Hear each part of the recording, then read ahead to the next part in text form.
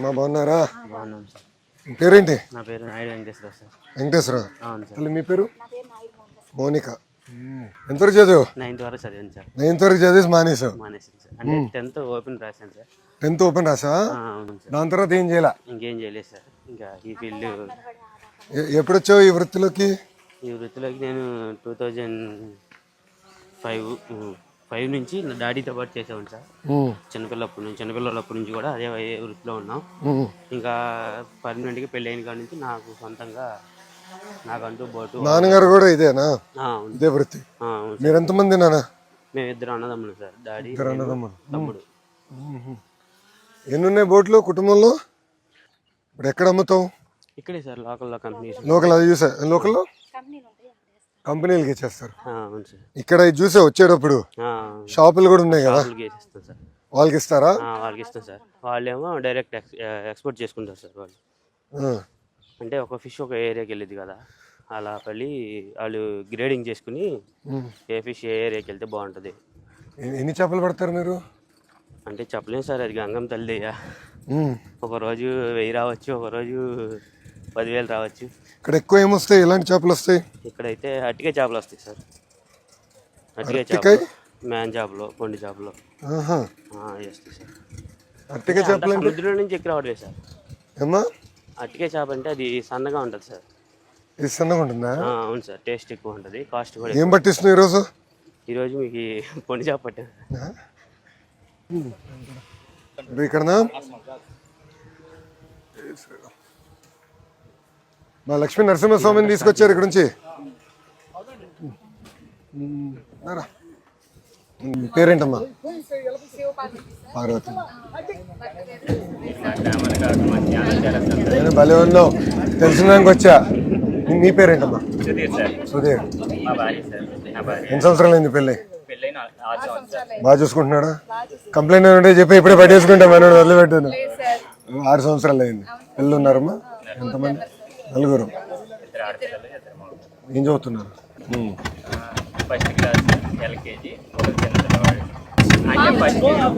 First క్లాస్కి ఇప్పుడు వెళ్ళింది కదా. ఏ బడికి పంపిస్తున్నావు? గవర్నమెంట్ స్కూలేనా? ఎక్కడ? ఇక్కడ. ఎంతమంది పిల్లలు ఉన్నారు ఇక్కడ గవర్నమెంట్ స్కూల్లో? చాలా మంది ఉన్నారు.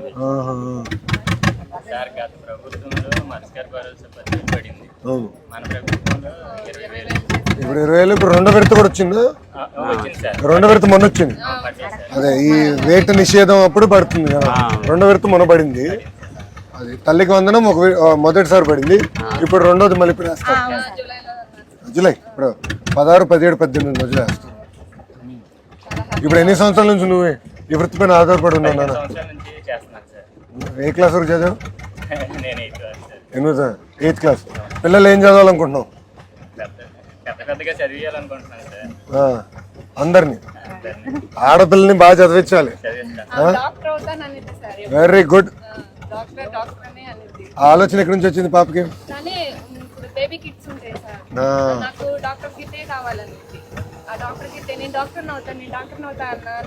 అక్కడి నుంచి ఆలోచన వచ్చిందా?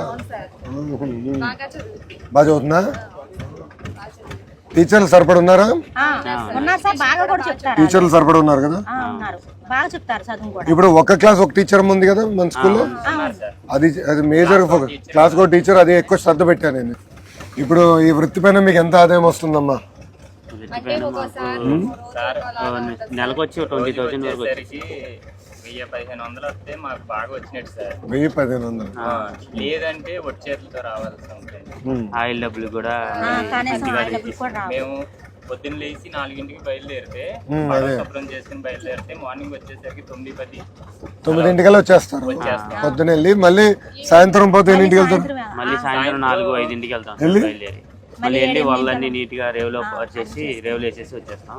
మళ్ళీ రాత్రి వెళ్ళేసి రేవులు వేసి వచ్చేస్తారు. పొద్దున్న మళ్ళీ పడతారు. పొద్దున్న సరుకు తెచ్చుకుంటారు. అండ్ ఇప్పుడు ఈ నెట్లు ఎన్ని రోజుకి ఒకసారి మార్చాల్సి వస్తుంది మీకు?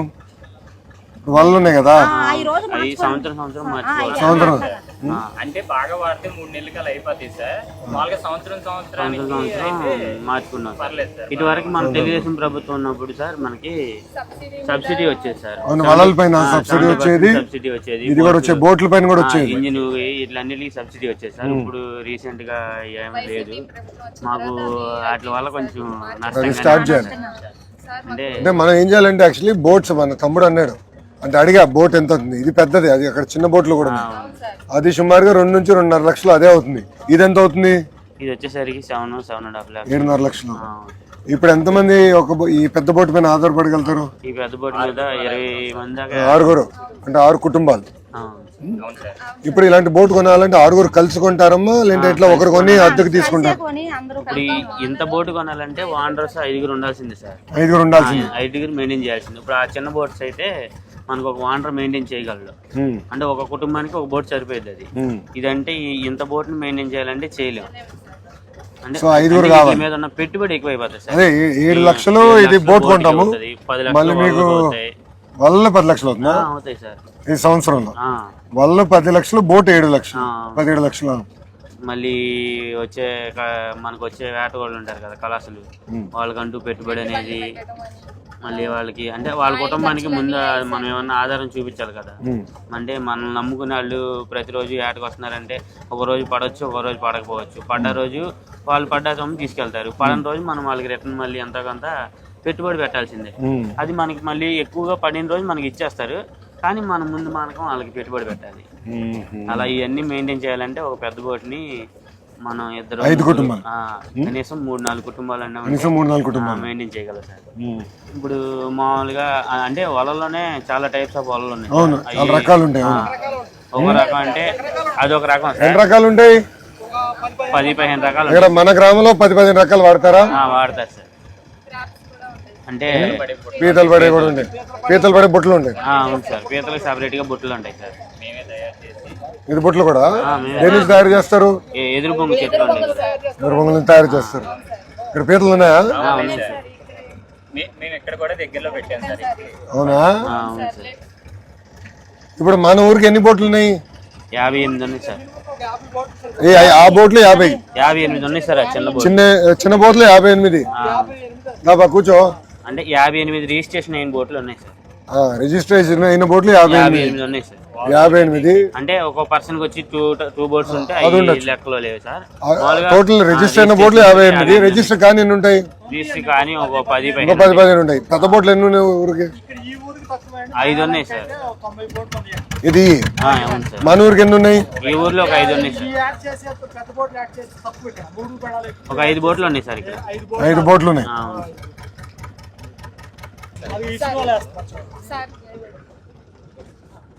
అది ఇస్తారు వాళ్ళ చెప్పు వాడుతున్నా. అంటే మనం వరద వచ్చేసరికి 4 నెలలు వరద ఇస్తుంది సార్. ఆ 4 నెలలు మేము ఇబ్బందులు పడతానే ఉండాలి. వరద వచ్చినప్పుడు మనం మళ్ళీ ఇబ్బంది పడుతున్నాం. 4 నెలలు ఇంటికి మినిమం 5 lakhs 10 lakhs వచ్చిన ప్రాబ్లం ఉంటుంది. 11 lakhs వచ్చినప్పుడు కొంచెం వేటాడుకోవడానికి ఉండదు సార్.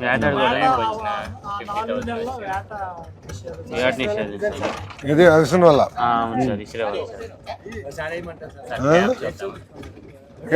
చేపలు ఎక్కడున్నాయి అక్కడే అయ్యబ్బా. ఏం చేప ఇవ్వట్లేదా? ఒట్టి చేతులతో ఇంటికి పంపిస్తట్లే తాత? ఆల్రెడీ క్రాప్స్ కూడా అక్కడ బొట్టలు పెట్టున్నాయి. పెట్టున్నాయా? అవును సార్, లేపాలి ఇప్పుడు వాళ్ళు తగిలించుకుని సార్. ఇందులో మాకు మా తరఫు నుంచి రిక్వెస్ట్ ఏంటంటే సార్, మాకు సంవత్సరానికి ఒకసారి వాళ్ళు బాగా పాడైపోతుంది సార్. మాకు సంవత్సరానికి ఒకసారి ఒక 50 కిలోలు వాళ్ళు సబ్సిడీలో. ఇది ఎన్ని కిలోల వాళ్ళు? అది వచ్చేసరికి 2 కిలోలు వాళ్ళు సార్. 2 కిలో 50 కిలోలు అంటే పెద్దదా? అవును సార్. ఇప్పుడు వాళ్ళు ఇప్పుడు ఆయన వేసుకుంటే వెళ్ళాడు అదా? అలాంటి వాళ్ళు సార్. అది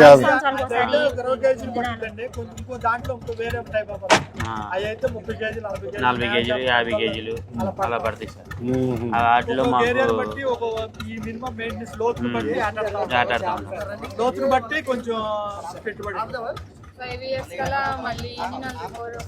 ఇంజిన్ రిపేర్ వచ్చేస్తుంది. నువ్వేబ్బా 5 years ఒకసారి మేము ఇంజిన్ కూడా మార్చుకోవాలి సార్. 5 సంవత్సరాలు ఒకసారి మార్చాలి. ఉప్పు నీరే కదా మంది. ఒక బోట్కి వచ్చేసరికి ఎక్స్పీరియన్స్ 10 years వరకే ఉంటుంది సార్ అది. ఇది ఏమంట ఇవ్వాలి ఏదో చూద్దాం. ఎట్టేయాలి చెప్పు ఒకసారి. ఇటే ఇటే ఇటే ఏమంటావు కదా. ఎంత వయసు ఎంత మీది? కుర్రోడే ఇట్లా చేసాను. ఓకే నన్ను లాగదు కదా. నాకు ఈత వచ్చి కానీ అంత గొప్ప కాదు. కావాలి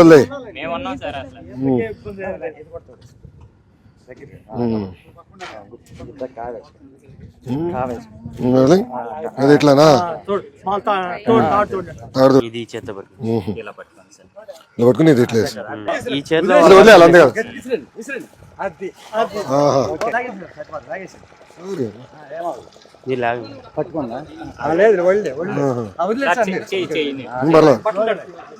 పర్లేదు ఖర్చు ఏమవుతుంది?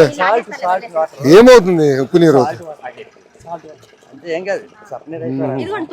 పర్లేదమ్మా ఏ అంత నడిచిన పాదయాత్ర ఇదే ఉందిలే. ఏం చేయాలి చెప్పు. ఆదాయం పెంచాలంటే ఏం చేయాలండి? మాకు సంవత్సరం ఒకసారి వాళ్ళు మాకు సబ్సిడీలో కొంచెం సబ్సిడీలో వస్తే మాకు కొంచెం రుణాలు బాగుంటాయి. వాళ్ళు బోట్లు ఇంజిన్ 5 సంవత్సరాలు బోట్ ఎన్ని సంవత్సరాలు వస్తుంది? నీకు 10 సంవత్సరాలు వస్తుంది. ల్యాండింగ్ సెంటర్ లేదు సార్. అంటే మాకు ఇప్పుడు ఫ్లోటింగ్ వస్తుంది కదా, వరద వచ్చినప్పుడు మాకు బోట్లు కట్టేసుకోవాలంటే బాగా ఇబ్బంది అయిపోతుంది సార్. నైట్ పూట ఏ టైంలో పడితే ఆ టైంలో ఒక లైట్ కూడా రేవు వచ్చిన లైట్ లేవు సార్. వేరే ఎక్కడన్నా బాగా తయారు చేస్తారా? ఇప్పుడు ఫిషింగ్ హార్బర్లు అంటారు, అవి చూస్తే చాలా అది ట్రాలర్స్ పనికి వస్తుంది. ఇలాంటి బోట్లు పనికిరా. నేను చూసిన హార్బర్. ఈ చేపకి ఎంతగా అమ్ముతారు? ఒక కేజీ 500 ఉంటుందండి. కేజీ 500 ఉంటుంది. ఇంత పెద్ద చేప ఎన్ని రోజులకు ఒకసారి పడతారు? ఇప్పుడు వరద వచ్చిన టైంలో వీటికి సంబంధించి సపరేట్ వాళ్ళు వచ్చినప్పుడు ఖచ్చితంగా 20 కేజీలు 25 కేజీలు పడతాం. 20 కేజీలు 10 కేజీలు పడతాయి. 20 కేజీలు 10 కేజీలు పడతాం. అంటే వాళ్ళకే కొంచెం కాస్ట్ ఎక్కువ. ఆ వాళ్ళు ధరలు ఎక్కువ. వాళ్ళ మినిమం కేజీ వచ్చేసి 500 కేజీ వాళ్ళ 500 నుంచి 700 వరకు ఉండొచ్చు. 30-40 కేజీలు వాళ్ళ. ఇలాంటిది బోట్ కావాలి. అలాంటి బోట్ ఒకటి కావాలి. ఇది ఆ బోట్. అలాంటిది ఇప్పుడు ఐస్ బాక్స్ అంతా మనమే కొనుక్కుని తీసుకెళ్తారు. ఐస్ బాక్స్ కంపెనీ వాళ్ళు ఇస్తారు సార్. అంటే మనం పెట్టుబడి ఎవరి దగ్గర తీసుకుంటే వాళ్ళు ఇస్తారు సార్. పెట్టుబడులు దేన్ని తీసుకుంటాం మనం? అంటే ఇప్పుడు మనం ఒక బోట్ కొనుక్కోవాలంటే దానికి కాస్ట్ ఉంటుంది కదా, బోట్కి వలలకి అన్నిటికి మనం ఏంటంటే ఒక దళారీ దగ్గరికి వెళ్ళి మనం ఎంతకంత 1,00,000 2 లక్షలు పెట్టుబడి తీసుకుని ఆ వలలో బోటు అన్ని అరేంజ్ చేసుకుంటాం. అదే ఐస్ బాక్స్ లో తీసుకెళ్తారు. అదే అర్థం. దానిలో పడిన చేపలను తీసి ఐస్ ఎక్కడ కొంటావు? కంపెనీ వాళ్ళు ఇస్తారు. వాళ్ళ పొద్దున ఇస్తారా?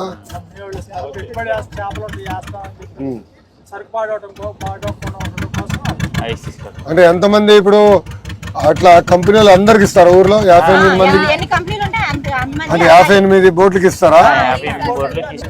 సో ఒకటి వాళ్ళ గురించి చెప్పారు. వాళ్ళ మేము ఇప్పుడు మర్చిపోయా మీరు. ఇప్పుడు నేను ఫిషింగ్ హార్బర్ చూసాను. ఈ పోర్ట్ లాగా ఉన్నాయి, హార్బర్ లాగా లేవు. దాంతో ఏంటంటే ఈ చిన్న బోట్లు ఆగవు. నాకు అర్థం. నేను చూసా మన జోల దిండికి వెళ్తే నేను చూసా కదా. అది జోల దిండి చూస్తే అది నిజంగా పోర్ట్ లాగా ఉంది. అది పెద్ద పెద్ద ట్రాలర్లు పడతాయి కానీ మళ్ళీ చివరికి మన మత్స్యకారులు తీసుకెళ్ళి అట్టని బోట్లు పెట్టారు, పక్కనే కట్టారు. నేను చూసా అది వెళ్తుంటే దానికి పక్కనన్నీ మన బోట్లు చూసా. అవి పెద్దవి కానీ మన వాళ్ళ కరెక్ట్. అవి ఒక్కోటి 1.5 అది 1.5 బయట నుంచి ఉంటాయి. అది మనకి ఇక్కడ ఉండదు, సముద్రానికి వాడతారు. అది ఇక్కడ అదే అక్కడికి వెళ్ళి అక్కడ చేస్తే దానికి పనికి వస్తుంది. ఇప్పుడు ఇక్కడ మీకు కట్టాలంటే ఎలా కట్టాలి? ఏం కట్టాలి? ఒక మెట్లు ఈ పెనుమూడులో ఉంటుంది సార్. ఇప్పుడు మాకేందంటే దాన్ని కొంచెం మెట్లు లాగా ప్లాట్ఫామ్ ఓకే, మెట్లు అంటే మనం పుష్కరాలు కట్టినట్టు మెట్లు కట్టేసి అంతే, మెట్లు కట్టాలి. మళ్ళీ మేము వల్ల కట్టుకోవడానికి అవి వాళ్ళకి పాడైపోయినప్పుడు కట్టుకుంటారు కూడా షెల్టర్ అవి లేవండి. ఆ షెల్టర్ ఏమైనా చిన్న చిన్న రెండు కట్టిస్తే వాటిలో పెట్టుకుని మేము కట్టుకోవడానికి వాడుకోవడానికి వాళ్ళ వచ్చినప్పుడు దాచుకుంటానికి వాటికి ఉపయోగపడతాయి మాకు.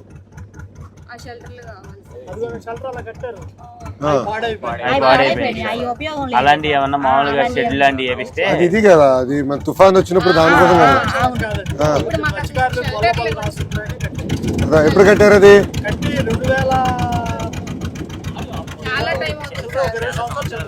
సో అట్లా మనం మెట్లాగా చేసుకుని షెల్టర్ టైప్ లో చేయాలి.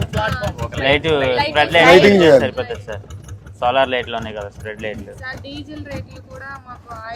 సబ్సిడీ ఆయిల్ 9 రూపాయలే వస్తుంది సార్. 35 రూపాయలు ఉన్నప్పుడు అదే 9 ఎంత ఎంత 100 35 రూపాయలు 35 రూపాయలు ఉన్నప్పుడు 9 రూపాయలు వచ్చాడు. ఇప్పుడు 105 రూపాయలు ఉంది సార్. కూడా అదే 9 రూపాయలు వస్తుంది. మాకేమన్నా ఇంకా 10 రూపాయలు పైన పెంచితే బాగుంటుంది. కొంచెం లాభం. ఒకసారి అది ఎంత అవుతుంది ఏంటనేది ఒకసారి అసెస్ చెప్పండి. నేను మంత్రి గారితో మాట్లాడతాను, సవితమ్మ గారితో మాట్లాడతాను, మాట్లాడి నేను చెప్తాను. అదొకటి. ఇప్పుడు చేపలు బాగానే పడతాయి ఇక్కడ, ఆ సమస్య లేదు. చేపల సమస్య అయితే లేదు సార్ మాకు. వేరే వాళ్ళు రానిరు కదా ఇక్కడికి. వస్తారు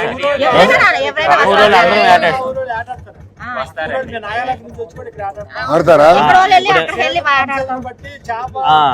టయాన్ని బట్టి సార్. ఇప్పుడు ఇక్కడ పడుతుంది అనుకో సార్, ఆ ఊరు వచ్చి ఇక్కడ ఆటేసుకుంటారు. ఇప్పుడు అక్కడ పడుతుంటే మేము ఇక్కడ నుంచి ఇటు పడితే వాళ్ళు ఇటు వస్తారు, మీ అటు వెళ్తే మీరు అటు వెళ్తారు. అట్లా సార్.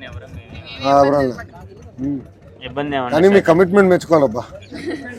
నాకు నేను చూసా జూలై దండలో పాదయాత్ర చేసినప్పుడు ఊరు నుంచి వెళ్ళాలి, మన మనోళ్ళదే ఊరు. 6 ఊర్లు 6-7 ఊర్లు వరుసగా ఉంటాయి. అందరు కూర్చుని మాట్లాడుకుని వీడు వస్తున్నాడు పాదయాత్రలో, ఎవడు వెయిట్ వెళ్ళేదానికి లేదు. అందరూ రోడ్లను నీటి కడిగేసి ముగ్గులేసారబ్బా. ఇది ఊరు ఎంటర్ అయిన దగ్గర నుంచి ఊరు ఎండే వరకు ముగ్గుల్ని నేను స్టన్ అయిపోయా. 3132 కిలోమీటర్లు నడిచా, ఎక్కడ చూడాల.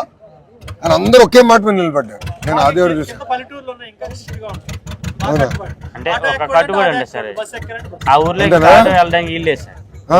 బస్ ప్రయాణమే చేయాలి. అది మీ పట్టుదల మెచ్చుకోవాలబ్బా.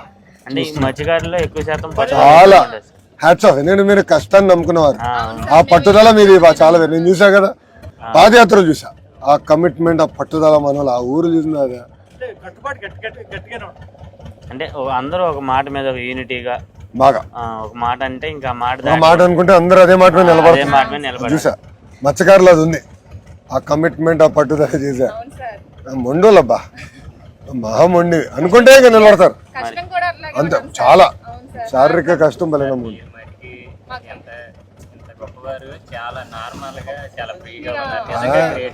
గొప్ప వాళ్ళు ఎవరున్నారు అబ్బాయి? ఎవరులే. బాబు గారి దగ్గర ఎవరు గొప్పవాడు ఉండారు? అందరూ బాబు గారే అలా ఉంటారు, ఆయనే ప్రశాంతంగా చేస్తారు. అంటే నాకు కూడా ఏంటంటే పాదయాత్రలు నేను చూసా కదా, ఇట్లా కలుస్తూ ఉంటే ఐడియాలు వస్తాయి, అవగాహనలు వస్తాయి. ఇప్పుడు అవగాహన ఏం చేయొచ్చు, ఎలా చేస్తే బాగుంటుందని తెలుసుకున్నా. చాలా ఆలోచనలు అక్కడి నుంచి వచ్చింది. సో నాకు ఎప్పుడు అవకాశం దొరికినా ఒక ప్రోగ్రామ్ పెడితే ఒక ఐడియాలు వస్తాయి. మీతో మాడితే 10 రకాల ఐడియాలు వస్తాయి కదా. తిరిగి బాబు గారు రేపు మమ్మల్ని అడుగుతారు ఏం చేస్తే బాగుంటుంది అడిగినప్పుడు మాకు తెలుస్తుంది. సో ఒకటి డీజిల్ సబ్సిడీ గురించి చెప్పారు. బోట్లు కూడా కేంద్ర ప్రభుత్వం కూడా చేస్తుంది ఒక కార్యక్రమం, దాంతో అనుసంధానం అవుతే బాగుంటుంది. వల్ల బోట్లు ఆయిల్. సముద్రం ఎంత దూరం మనకి? 3 గంటలు సార్. 40 కిలోమీటర్లు. 3 hours 3.5 hours పట్టి 3.5 గంటలు పడుతుంది. అంటే లంకివేన్ దెబ్బ అంటారు కదా, కరెక్ట్ గా ఎండింగ్ పాయింట్.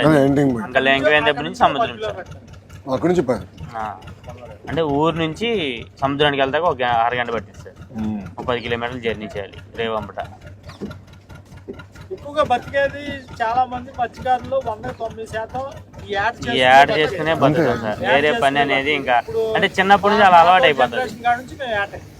ఇప్పుడు మేము యాడ్కి దగ్గర నుంచి దగ్గర నుంచి మా జనరేషన్ కాడ నుంచి మా పిల్లల జనరేషన్ మారింది. కొంచెం చదువులకి. మీకు ఎంతమంది పిల్లలు? నాకు 2 పిల్లలు. ఏం చదువుతున్నారు? ఓ పిల్ల బీటెక్ సెకండ్ ఇయర్ చదువుతూ, ఓ పిల్ల ఏమో అగ్రికల్చర్ ఫైనల్ ఇయర్. బీటెక్ లో ఏ సబ్జెక్ట్ తీసుకుంది? CSC computer science. మా జనరేషన్ దగ్గర నుంచి మారుతుంది. పిల్లలు బాగా చదివిస్తున్నారు. మా తాతోళ్ళు మా ఫాదర్ వాళ్ళు అంతా ఏట మీద ఫుల్ ఏట. రెండో పని వేరే పని అంటే తెలియదు. కరెక్టే కదా. ఇప్పుడు చూస్తున్నా మన వాళ్ళ అమ్మని అడిగితే అనింది కదా డాక్టర్ అమ్మ అవుతుంది ఓ పాప అని. ఈ బోట్ సార్ మేము 2007లో కొన్నాం, అప్పుడు 70,000 కొన్నాం. 2007లో కొన్నావా? 7 నుంచి ఉంది ఇది. 2007లో కొన్నాను. మళ్ళీ మెయింటైన్ చేస్తున్నావా? మళ్ళీ అదే రీమోడలింగ్ చేసుకుంటాం. 4 లక్షలు పెట్టి మళ్ళీ రిపేర్ చేసి మళ్ళీ ఎప్పుడు చేశారు? 4 లక్షలు. రీసెంట్ గా 2 ఇయర్స్ 2 సంవత్సరాలు. మేము ప్రస్తుతానికి ఇక ఏట రైతు చేను ఎలా ఉంటుందో అంతే, రైతుకి చేయని ఎలా ఉంటుందో మనకి ఎంత ఖర్చు అన్నా ఇప్పుడు రైతు భూమి మీద ఎంత స్ప్రెడ్ చేస్తాడో మేము ఇంక ఈ బోర్డుల మీద దాని మీద ఆధారపడి బతుకుతాం. ప్రసక్తే లేదు. గట్టిగా నమ్ముకునే అదే అదే సార్. మరి ఇంకా మాకు దాని మీద బతుకు. మరి మాకు ఇంకేరే దారి లేదు కదా సార్, అది ఎటు తీసుకెళ్తే అటు వెళ్ళాల్సిందే. సో మనకి ల్యాండింగ్ ఒక హార్బర్ లాగా మెట్లు గిట్లు కట్టి ఘాట్ లాగా కట్టి, అట్లాగా బట్ ఇవి బోట్లు పైకి తీసుకెళ్లాలంటే ఒక ర్యాంప్ అంతా కూడా ఉంది. ర్యాంప్ లాగా సార్, ఒక ర్యాంప్ లా చేసి మాకు స్ప్రెడ్ లైట్లు కొంచెం. సో అందరు బోట్లు అట్లా కట్టేస్తారా? ఎక్కడ పడితే అక్కడ ఏమీ లేక ఎక్కడ చెట్టు ఉంటే అక్కడ అట్లా ఎక్కడ పడవలు వెళ్ళిపోతున్నాయి ఏటో ఒకటి. అది వెళ్ళి ఎవరో ఒకరు పడవలు వెళ్ళి తీసుకువచ్చుకోవాలి. మళ్ళీ ఆ గాలి తగ్గినాక ఇంకో వేరే పడవ వేసుకెళ్ళి ఆ పడవని తీసుకోవాలి. ఆపడం తీసుకొస్తా. మంచి పని పెట్టారు ఇప్పుడు నాకు. వెళ్ళి మంత్రి గారితో దెబ్బలాడాలి, ఇట్లా కలిసాం ఇది ఇది చేయాలని. అవగాహన వస్తే చేసి ఛాన్స్ ఉంటుంది కదా. మంచి పాయింట్. రైట్లో అది ఇప్పుడే చెప్పేస్తాలే, నేను కలెక్టర్ గారికి చెప్పి అది పెద్ద పని కాదు. అసలు ఎన్నున్నాయో మొత్తం చూసుకుని దానికి ఎట్లా చేయాలో చేద్దాం.